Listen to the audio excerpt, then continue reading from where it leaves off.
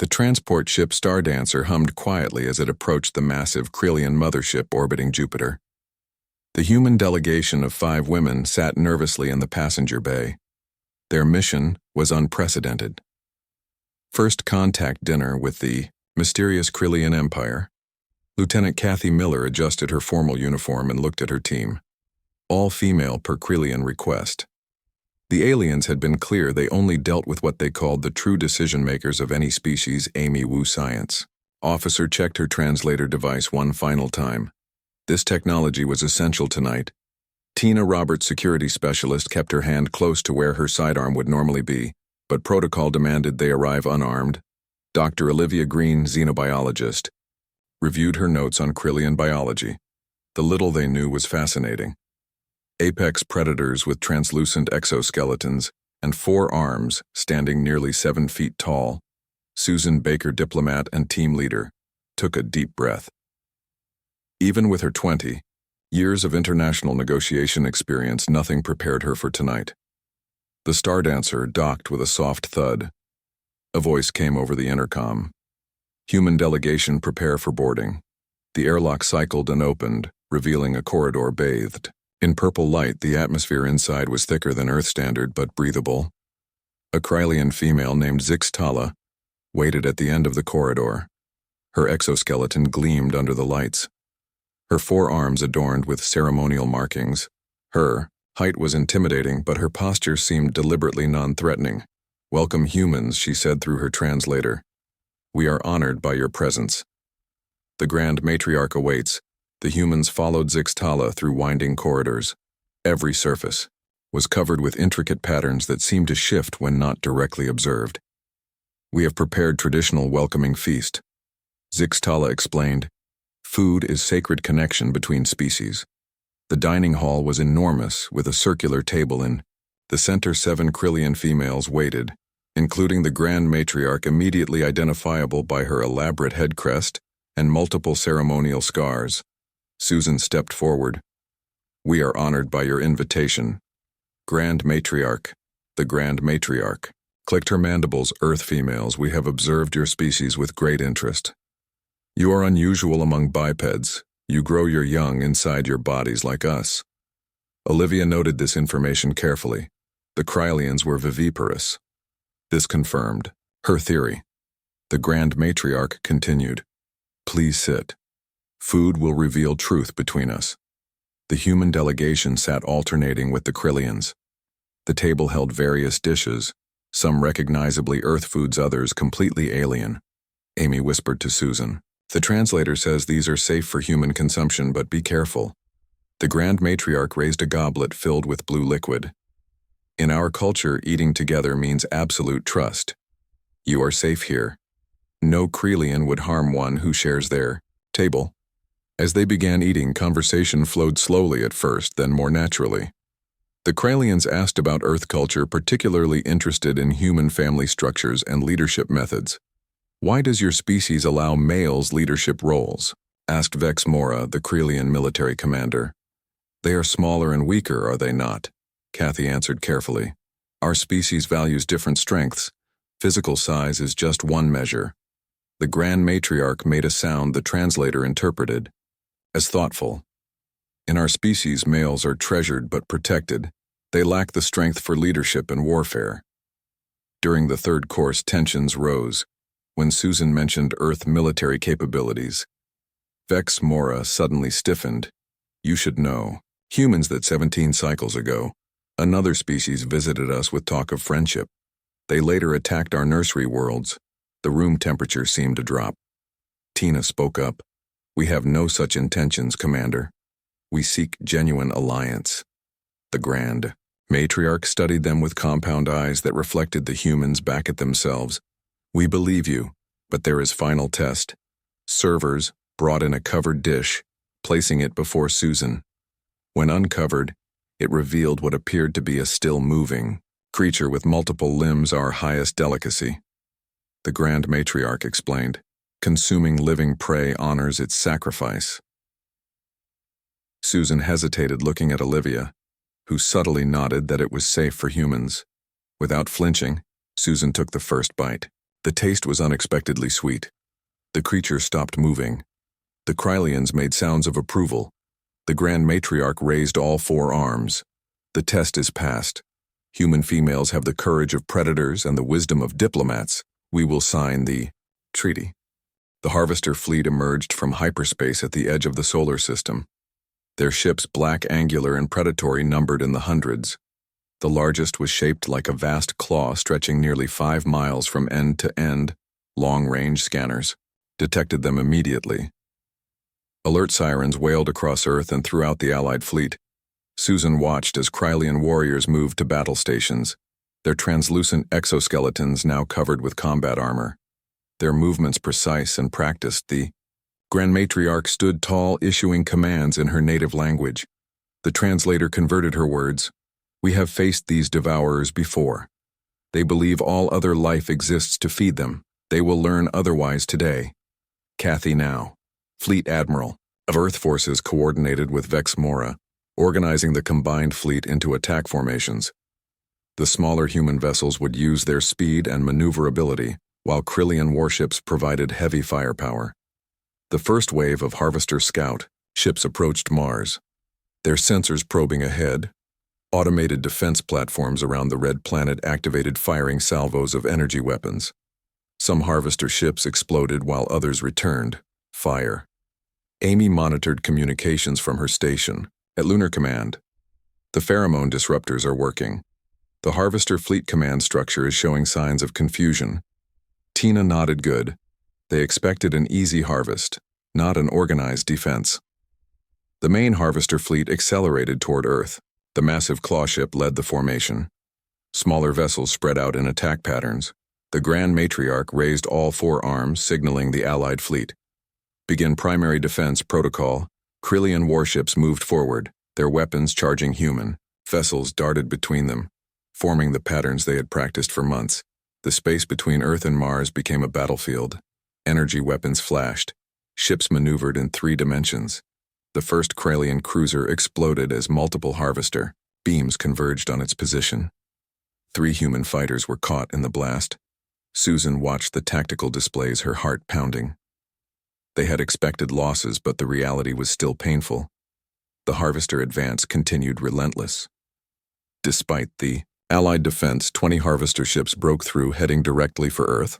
Olivia spoke up from her station. We need to deploy the biological countermeasure now. The Grand Matriarch gave the order. Release the spores from specialized compartments. On the Allied ships, clouds of engineered microscopic organisms spread through space. Designed by the Joint Research Team, they were programmed to target and degrade Harvester hull material. The effect was not immediate, but as minutes passed, the Harvester ships that had been enveloped began showing signs of structural weakness, their hulls developing visible cracks. The Harvester command ship adjusted strategy, launching thousands of smaller assault craft. These dart-shaped vessels headed toward Earth. At high speed, Kathy activated the orbital defense grid. Energy shields flickered into existence around the planet. The smaller Harvester craft began impacting against the shields like rain on a window. We cannot maintain the shields indefinitely, she warned. The generators will overload. Vex Mora clicked her mandibles. Then we must take the battle to them. She turned to the Grand Matriarch, requesting permission for direct assault. The Grand Matriarch looked at Susan. This decision we make together. Susan nodded. Send, and the boarding team's elite forces of both species had trained for this scenario. Using specialized boarding craft, they would penetrate the Harvester command ship and deploy the pheromone disruptors directly into its central communication hub. Tina volunteered to lead the human contingent. I know the plan better than anyone. Susan wanted to object, but knew Tina was right. Be careful, old friend. The boarding teams launched from the Allied fleet, 20 craft carrying 500 warriors, their path cleared by covering fire from the main fleet. 12 made it through the defensive screen around the Harvester command ship, landing on the outer hull. The teams used cutting tools to create entry points. The Krylian warriors entered first, their combat reflexes faster than any human. Inside the Harvester ship was organic and mechanical combined. Pulsing conduits ran along walls. Insectoid guards responded to the intrusion, their chitinous bodies heavily armored. The battle through the ship corridors was brutal. Close-quarters combat favored the Krillians, whose multiple limbs and natural armor gave them advantages. Human troops provided covering fire using weapons designed specifically for this mission. Tina led her team toward the central hub. According to intelligence, it was located at the center of the claw structure. They fought through increasingly dense resistance, losing warriors with each level. They descended, back at Lunar Command. Susan and the Grand Matriarch watched, through body cameras. The footage was chaotic glimpses of alien architecture and fierce combat. Amy monitored the biometric data of the boarding teams. They were taking heavy casualties but still advancing. Multiple teams converged on the central hub. The harvesters seemed to realize the danger. Defenders flooded the corridors around the hub. Elite guard units twice the size of regular harvesters blocked the final approach. Tina looked at her Krillian counterpart Zixtala, who had guided them. Through the ship, we need a diversion. Zixtala nodded, directing half their remaining forces to attack from another direction. The tactic worked.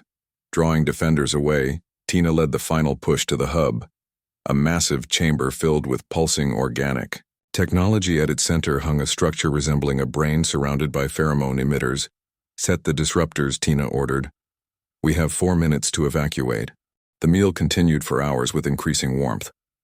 By the final course, the humans and Krillians were sharing stories and laughter, despite vast biological differences. As they prepared to leave, the Grand Matriarch took Susan aside.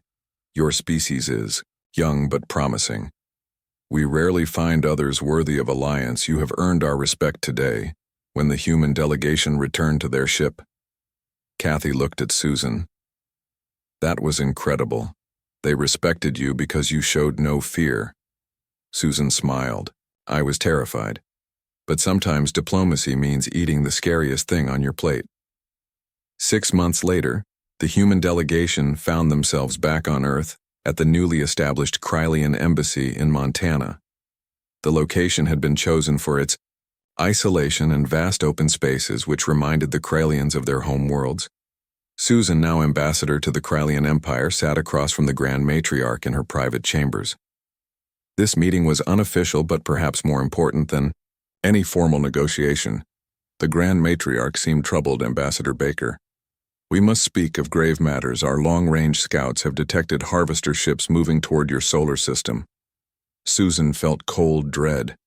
The harvesters were notorious throughout the galaxy, insectoid beings who stripped planets of resources and used other sentient species as food sources. How long do we have? Susan asked, keeping her voice steady. The Grand Matriarch extended one hand in a gesture of solidarity. 3 of your Earth months, perhaps 4. The harvester fleet is large. They believe your world unprotected. And will you help us? Susan asked directly. The Grand Matriarch rose to her full height, drawing herself up. The treaty between us is not mere words. Human females fought alongside Krillian warriors in spirit the moment you ate our sacred food. We will defend Earth as we would our own nursery. World's relief flooded through Susan. Thank you, Grand Matriarch. The next day, Susan briefed Earth leadership. The news of the approaching threat was met with expected fear, but also determination. The Krillian offer of military assistance was accepted immediately. Preparations began worldwide. Krillian engineers arrived to help upgrade Earth defenses. Military advisors trained human forces in anti-harvester tactics. Susan worked tirelessly alongside Tina and Kathy, who had been promoted to coordinate Earth defenses. Amy and Olivia led research teams working with Krillian scientists developing biological countermeasures against harvester technology. The two species found their different perspectives complementary. Humans excelled at creative problem-solving, while Krillians provided deep space warfare experience. 2 months into preparations, Olivia made a breakthrough. The harvesters communicated through pheromones. We can create a pheromone disruptor, she explained to the Joint Task Force. It would confuse their ship-to-ship communications. The Krillians were impressed. Vex Mora, the military commander, clicked her mandibles in approval. Your solution is elegant. Human thought patterns are refreshingly unpredictable. Construction of orbital defense platforms accelerated. Krillian warships began arriving in Earth orbit, each commanded by elite female warriors. The Sight of these massive vessels brought both awe and hope to humans watching from below. Earth forces integrated with Krillian battle groups training together day and night. Despite different biologies and approaches, the two species developed effective, combined tactics. The mutual respect grew daily. Susan spent most nights reviewing defense plans with the Grand Matriarch. They had become not merely allies but friends, finding common ground in their shared responsibility for their peoples one evening. As they took a rare break walking under Montana stars, the Grand Matriarch spoke quietly. Our histories will be forever linked after this. Human females have shown courage equal to any Krillian warrior. Susan nodded. We learn from each other. Our differences make us stronger together. Krillian scout ship arrived early with news the Harvester fleet had accelerated. They would reach Earth in just 2 weeks. Emergency protocols activated worldwide. Civilians moved to underground shelters. Final weapon systems came online. Earth military forces took position alongside their Krillian counterparts.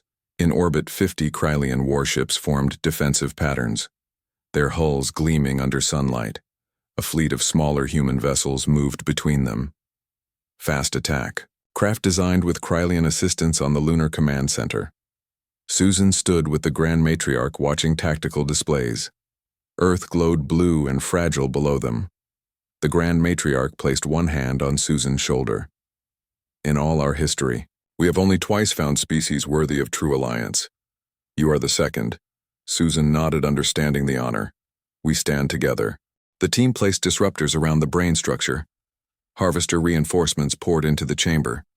Tina took a hit to her shoulder, but kept firing, covering the technicians as they worked.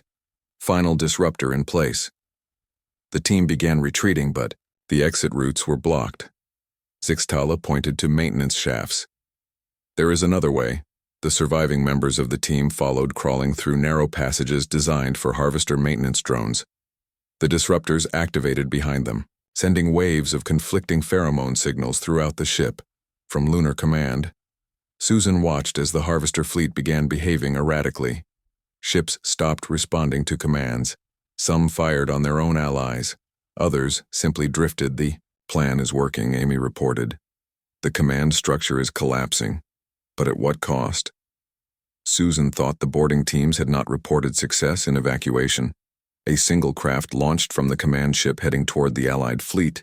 Tina, she whispered, please be on that ship. The craft docked with a Krillian cruiser. Survivors emerged, Tina among them. Her uniform torn and bloody but alive. Zixtala supported her. Both warriors exhausted but triumphant. With the Harvester command disrupted, the Allied fleet pressed their advantage. The biological agents continued degrading hull integrity, while warships targeted key systems. The massive claw ship began breaking apart, its structural integrity failing. The remaining Harvester vessels attempted to retreat, but coordinated attacks from the Allied fleet cut off escape routes. The battle turned into a rout. 3 hours later it was over. The Harvester threat eliminated. Debris floated where their fleet had been. Recovery ships moved through the battlefield, rescuing survivors and salvaging technology in the medical bay of the Lunar Command Center. Tina lay on a treatment bed, Krillian medical technology accelerating her healing. Susan sat beside her. You took years off my life, Susan said, smiling. With relief, Tina managed a weak grin. Zixtala saved us all. She knew the maintenance routes. Her people lost more than we did. The door opened, and the Grand Matriarch entered, followed by Zixtala. The Krillian commander still wore her battle armor, though. It was damaged in multiple places. The Grand Matriarch approached Tina, placing a ceremonial mark on her uninjured shoulder. You fought with the spirit of a Krillian matriarch. Today you are honored as kin. Tina nodded, understanding the significance. This victory belongs to both our peoples. Celebrations spread across Earth as news of the victory reached the planet. Images of human and Krillian warriors, fighting side by side, became symbols of the alliance. The cost had been high, hundreds dead, on both sides, but compared to what could have been, it was a miracle. 1 month later, Earth leadership gathered at the United Nations headquarters. The Grand Matriarch and her council attended, representing the Krillian Empire.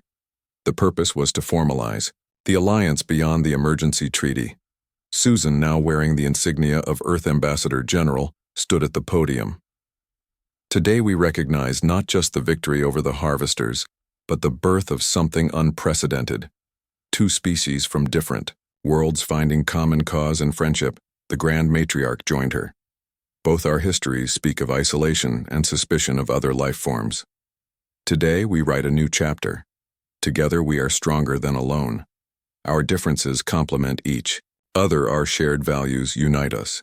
The treaty signing was broadcast worldwide and across Krylian space. A permanent alliance, military cooperation, scientific exchange, cultural missions, and mutual defense. Following the ceremony, Susan walked with the Grand Matriarch through the UN gardens. The Krylian leader seemed contemplative, Susan, Ambassador General. There are other threats in the galaxy. The harvesters were merely one. The Void Collective. The Meridian Hive others. Susan nodded. We suspected as much. The Grand Matriarch turned her compound eyes reflecting the garden. The galaxy will take notice of our alliance. Some will welcome it, others will see it as a threat. We will face those challenges together, Susan said with conviction. The same way we faced the harvesters, the Grand Matriarch made the Krylian gesture of agreement. I have lived 300 of your years, Susan Baker. Never did I imagine finding such kindred spirits among the stars. Your species surprised us. From that first meal when you ate our sacred food without hesitation, I knew humans were different. Susan smiled, remembering the terrifying dinner that started it all. Sometimes the most important diplomatic tool is a strong stomach. They both made sounds their translators registered as laughter. 6 months after the Harvester defeat, the first joint colony was established on Mars. Humans and Krylians working together, terraforming the Red Planet science teams, made breakthrough after breakthrough combining different technological approaches. Amy led the xenobiology division, her research into comparative biology, yielding medical advances for both species. Olivia headed environmental adaptation, creating habitats suitable for both humans and Krylians to live comfortably. Kathy and Vexmora established the Joint Defense Academy training, the next generation of officers from both species. The Academy emphasized combined tactics, utilizing the strengths of both humans and Krylians. 5 years after first contact, Susan stood on the observation deck of the new joint flagship Harmony, a massive vessel combining Krylian and human technology. The ship represented the pinnacle of their alliance. Beside her stood the Grand Matriarch. Looking out at the stars, we have come far in a short time. Susan nodded. The alliance had transformed both civilizations. Technology advanced rapidly. Cultural exchange flourished. Trade between worlds created prosperity. Despite occasional tensions and misunderstandings, the foundation built during that first dinner remained strong. Today, the Harmony would begin its mission exploring beyond known space. The first of many joint exploration vessels seeking new worlds and potentially new allies. Bridge crew was mixed human and Krylian officers working seamlessly together. Tina, now fleet commander, stood at tactical, her uniform bearing both Earth and Krylian insignia. The scars from the Harvester battle visible on her neck. Amy and Olivia had joined the science team, their research too valuable to leave behind. Sixtala served as first officer, her friendship with Tina having grown stronger through the years. The Grand Matriarch turned to Susan. There is something I have never told you about why we initially contacted Earth. Susan raised an eyebrow. I assumed it was strategic. The solar system location resources. The Grand Matriarch made a negative gesture. No. We observed your species for decades before contact. We saw how you treated your world, often poorly. Yet we also saw how fiercely you fought to protect what you loved, your art, your compassion, your determination to improve. We saw a species of contradictions capable of great destruction, but also great beauty. Continued. Most importantly, we saw how your females fought not just with weapons but with words and wisdom, creating peace where there could have been war. That reminded us of ourselves. Susan was moved by the confession. So the dinner, the test, the Grand Matriarch clicked her mandibles in amusement. The living food was indeed a test, but not of courage, of compassion. The creature was not meant to be eaten. It was sentient, though primitive. We wanted to see if you would sense this and refuse, Susan was shocked. But I ate it. The Grand Matriarch made the Krillian gesture for laughter. The creature was synthetic ambassador general, designed to mimic life. We needed to see if you would trust us enough to overcome your instinctive revulsion. You passed a different test than you thought. Susan shook her head, laughing as well. You tricked me. The Grand Matriarch extended a hand in friendship. We prefer to think of it as creating opportunity for growth. The results speak for themselves. A young human officer approached Captain Baker. Grand Matriarch, we are ready to depart. Susan nodded. Thank you, Lieutenant. The Grand Matriarch would return to her ship before departure, but this moment seemed significant somehow. The culmination of a journey that began with a dinner as they walked to the transport bay. Susan reflected on how much had changed. The two species had faced 3 more threats together in the past 5 years. Each time emerging stronger, the alliance had expanded to include 2 other compatible species, forming a growing coalition of worlds. We were fortunate to find each other. Susan said. The Grand Matriarch stopped at the airlock. If there is one thing I have learned from your species, Susan Baker, it is that we make our own fortune. Your human saying. How does it go? Chance favors the prepared mind. Susan smiled correctly, quoting Louis Pasteur. The Grand Matriarch continued. Our meeting may have seemed like cosmic chance, but both our species were seeking allies. Both were prepared for connection. We recognized in each other something valuable. Predators who chose to protect rather than simply consume. The Harmony departed Earth orbit the next day, beginning its 5-year exploration mission. The crew manifest listed 500, personnel evenly split between humans and Kralians, with specialists from the newer Alliance members. Susan stood on the bridge as the ship entered faster than light travel. Stars streaked past the view screen. Tina at her side. Who would have thought, she said quietly. That dinner would lead to this, Tina smiled. Sometimes the most important moments in history happen around a dining table. The Harmony disappeared into deep space, carrying the legacy of that first meal when humans dined with apex predators and found not enemies but kindred spirits among the stars. 2 predator species choosing cooperation over conflict, creating something greater than either could achieve alone. As Susan Baker looked ahead to uncharted stars, she reflected that perhaps this was the true meaning of humanity. The ability to reach across differences and find common ground, to build rather than destroy, to turn potential enemies into friends, and to face an uncertain galaxy, not with fear, but with hope. The moment humans dined with apex predators was not the end of a story, but the beginning. As the Harmony traveled beyond known space, Susan knew with certainty that the greatest chapters of both their species lay ahead, written together among the stars.